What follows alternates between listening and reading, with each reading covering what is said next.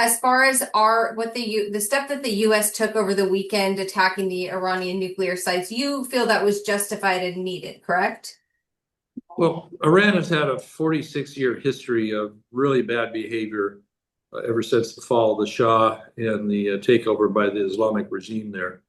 And so it's really been a long time building on a lot of different events, with Beirut, years ago, and their organization of so many other smaller terror groups with Hezbollah, they got to be involved with Hamas, and as well as the Houthis down there out of Yemen. There are a lot of these things, and I've seen some of the armament here, some of the remnants of bombs that have, as pointed out to me, having Iranian language written on them on bombs that the Houthis were using. So they've been a purveyor of terror and bad activities for many, many, many years in the whole region. And so what really became where the rubber meets the road is that it would be very unacceptable for them to become a nuclear power.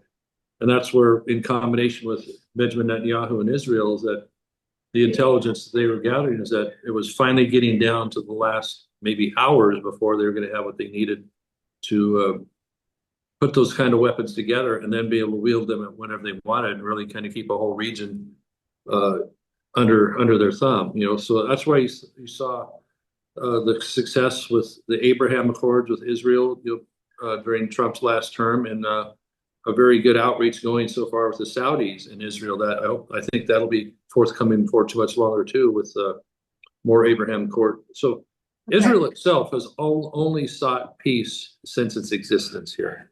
Everything that happens to it has been brought on by aggressive action by surrounding countries and then subgroups with these terror groups. And you have to remember, Gaza was brought upon by a giant attack there on October 7th, a year and a half ago. And so the outcome of all this is that if Iran is going to be this nuclear power, then we got a lot of big problems in that region, as well as their ability to bring it back against the U.S. So how does the U.S. involvement, though, serve the interests of the people who live here in Northern California? Well, I wouldn't look at it in a parochial sense of just Northern California, but I think for the security of our whole nation, that Iran not being a nuclear power in that sense would be in the best interest of really all the Western world and all the allies we care about. It would be one thing completely different if Iran was enough of a reliable country that they wanted uranium products in order to generate power. But every indication of what they're doing with it, with the centrifuges, it indicates they're doing nothing else with it other than moving towards a weapon. And so I think it's unfortunate it has to be done this way, but it's really, President Trump during his few months here in office has gone beyond, I think, when the outreach is trying to, let's make a settlement, let's make a deal, let's make something.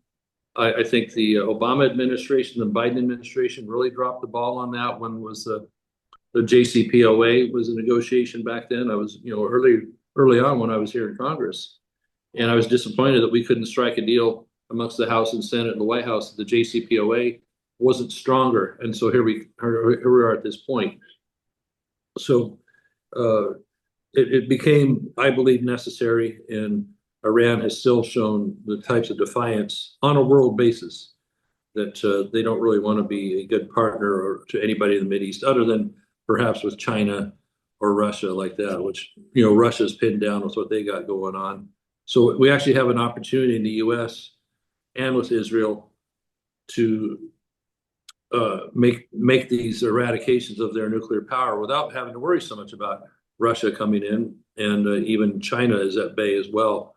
And then we can just demonstrate over time that what has been sought here has been a peaceful solution anyway. Some might say, "Oh, you've got an all-out war." Like, no, this is not an all-out war.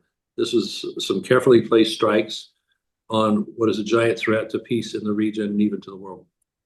So after the retaliation, though, that we saw today, are you concerned that we're getting ourselves into another long, drawn-out conflict that's just unavoidable?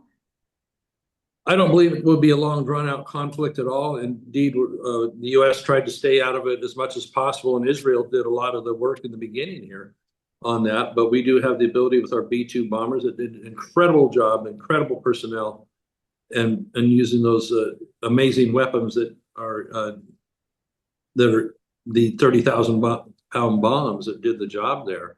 And so we would like to just have it end right there. The president himself has said, look, we did what we did here, but we would like to get back to the table and sue for peace. Now, maybe that's impossible. Iran's going to feel certain ways about that. But if there's a change in regime in Iran, which there seems to be a pretty strong groundswell for that, I would love to see that country be able. See, Haley, there's two outcomes I'm really, really hoping for in this. First, the stability for the Middle East and the rest of the world that's affected by Iran now not having the nuclear capabilities. That's important for everybody.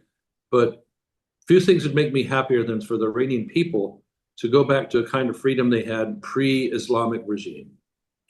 What they had there, you can see in pictures and videos that women were freely able to do things like most Western women were able to do in this country. And people seem to have a lot more freedom to do more Western culture type things. I know they weren't exactly a Western culture. They're not the same as us and in how we live our lives, and that's fine. They have their own way of looking at it, but they had a lot more freedom, it sure looks like to me, back then than what they've had under that regime. And I think that So, would be a great thing for those people to be able to have that kind of freedom. And I think there's a groundswell for it if they've had the outside help to do it. And so if that topples the Ayatollahs and those people at the top there, in this process, then I'm rooting for the Iranian do people. you think the US is going to get involved in a regime change then?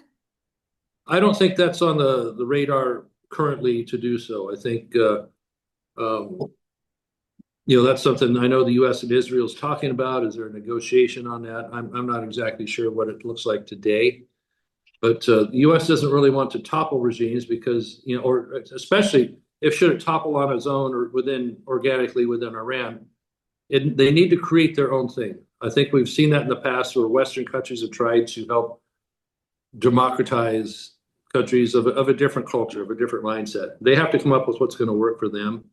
But I hope we can be supportive in whatever helps achieve the types of freedoms that we're used to here, but with the cultural differences that are involved. Okay. Uh, do you feel like President Trump should have sought congressional approval, or do you think he acted appropriately? Every president has had the executive power to do things for at least 60 days in a military type deployment. And we're not really even deploying military in this situation here as a country. This has been basically one set of bomb strikes with the B-2s as well as the missile strike that was done simultaneously. And that's pretty much going to be it, other than what we'll have to do to defend our bases over there with, again, so they launched some missiles at our bases over there, I think, in Qatar and that we had a defensive position of knocking those missiles down. And so the U.S. has taken a very, very minimalist role in here. And certainly we're not to the point of even talking about trying to declare war because that's nobody wants. President doesn't want that. We're not looking for that. I think the way Israel and the U.S. have handled it have been pretty close to right on about how you would try and do things and still try and get back to the table with Iran and maybe a new regime. We'll see what happens there. Okay. And I think the people of Iran, if they're the freedom to express that and talk about it and have a type of a government in place, I think you would see them largely coming to that agreement. Okay.